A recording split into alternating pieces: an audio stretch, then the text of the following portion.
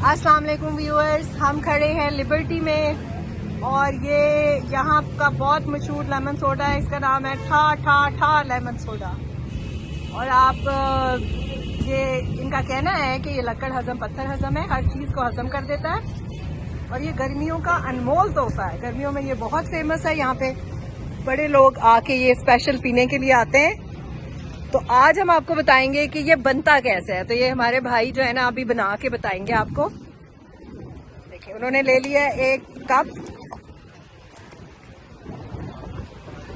उसमें डाल रहे हैं सबसे पहले आइस। आइस के बाद उन्होंने इसमें मिंट भी डाला हुआ है, ऑलरेडी डाल के तैयार रखा हुआ था।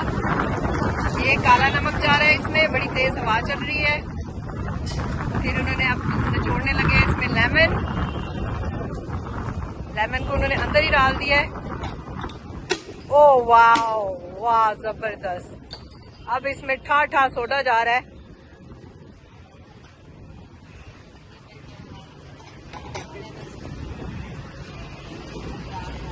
बड़ा ही जबरदस्त रिफ्रेशिंग लग रहा है।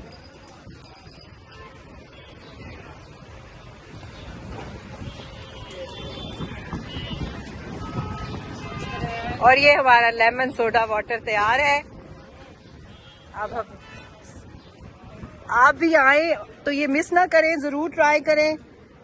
गर्मियों में बिल्कुल आपको जो है ना रिफ्रेश कर देगा।